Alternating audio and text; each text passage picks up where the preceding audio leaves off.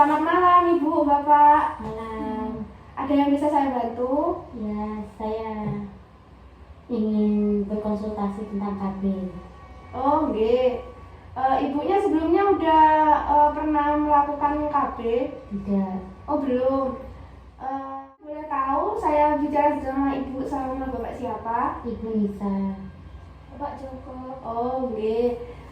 Ibunya udah punya anak berapa, Bu? Satu. Satu, umurnya berapa? 3 tahun. Oh iya.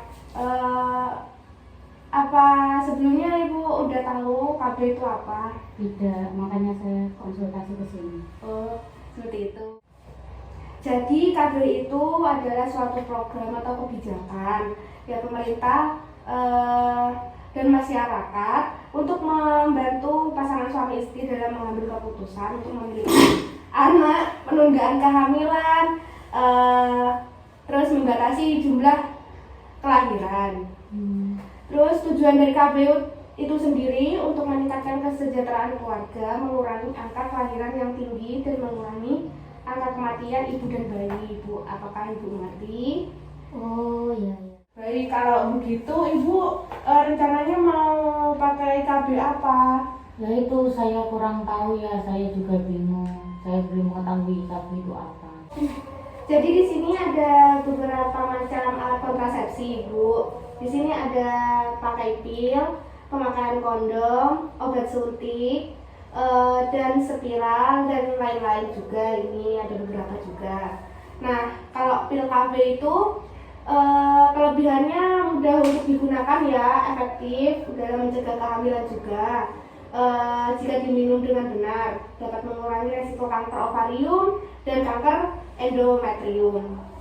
Tapi ada kurangnya juga, tidak melindungi dari penyakit menular seksual atau PMS. Nah, dapat menyebabkan efek samping seperti mual, sakit kepala, perubahan mood, tidak cocok untuk wanita yang memiliki riwayat penyakit tertentu juga.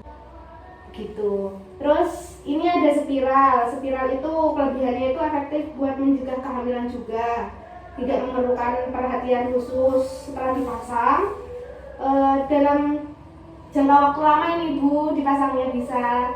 Kekurangannya itu nggak melindungi dari tadi itu penyakit menular seksual. Dapat menyebabkan nyeri juga atau pendarahan saat menstruasi, resiko infeksi juga ada. Ini ada pemakaian kondom, Bapak tahu kan kondom, Pak? Tahu.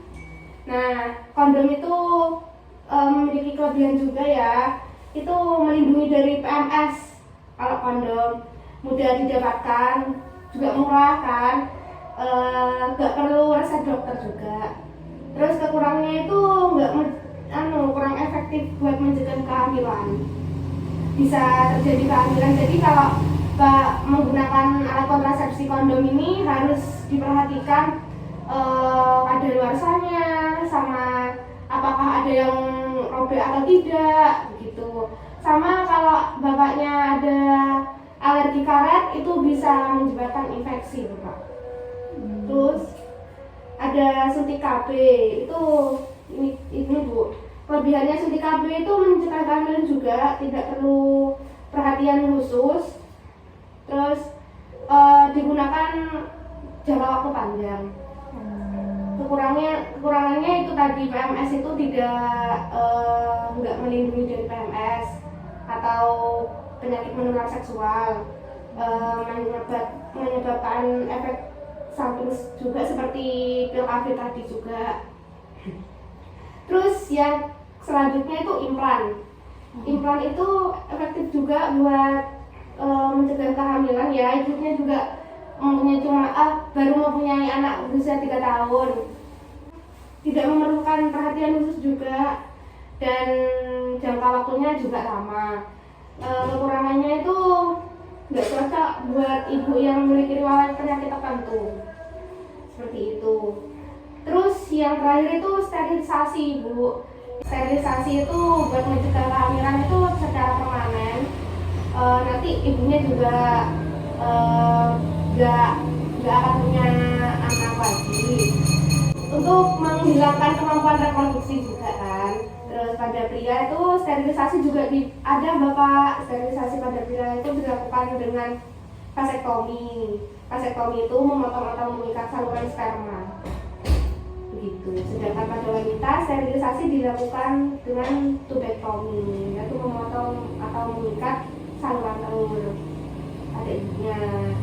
Efek sampingnya untuk sterilisasi itu resikonya sangat kecil, tapi ada beberapa efek samping kayak rasa sakit atau duka pada area terlihat karena operasi tadi, terus perubahan hormon, terus infeksi pada area yang terkena operasi. Setelah itu kehamilan ektopik atau di luar rahim itu meskipun resikonya rendah itu pasti ada. Terus yang terakhir itu kemungkinan terjadinya pembalikan reproduksi steril yang sulit atau jarang berhasil seperti itu. Itu tadi macam-macam alat kontrasepsinya Ibu. Apakah Ibu sudah memastikan untuk membeli alat kontrasepsi? Kayaknya saya maunya pil nih, yang pil. Oh, yang pil. Sampean ajarin cara tata caranya gimana? Minumnya ya gitu wes Mbak, saya bingung mau gimana. Kalau Ibu ingin menggunakan alat kontrasepsi pil, itu Ibu nanti caranya itu di kemasannya itu sudah ada prosedurnya. Nanti semisal sekarang tanggal 1, Ibu minum pil yang tulisan tanggal 1-nya, nanti seterusnya. Nah, Ibu tidak kalau telat 1 hari, Ibu akan kembali lagi pada pil yang baru, kemasan yang baru, tablet yang baru seperti itu. Kalau kondom itu, Mbak, kalau yang kondom itu lebih spesifik Bapak. Juga belinya itu dimanapun ada, terus harganya juga terjangkau. Yang penting Bapak nggak ada infeksi atau alergi buat karet. Cara pemakaiannya gimana ya Mbak? Cara pemakaiannya itu ini nanti karetnya itu dimasukkan ke alat kelamin bapaknya nanti. Paham sama Mas? Paham. Iya. Baik, buat sekarang apakah Ibu dan Bapak sudah menentukan untuk menggunakan alat kontrasepsi apa? Kondom ya Mas? Kondom ya Mas? Tapi kalau bocah kok enggak aman Mbak. Iya, makanya itu tadi itu ada risiko buat terjadinya kehamilan. Makanya kalau nanti dicek dulu apakah itu ada kebocoran di kondomnya atau tidak, dan dicek dulu Pak expirednya. Ya ya Mas, itu aja wes, suami juga mau yang itu. Baik kalau seperti itu. Apakah ada yang ingin ditanyakan kembali Bu? Buatan. Oh baik. Kalau gitu saya pamit nggih. Matur nuwun. Nggih. Kak,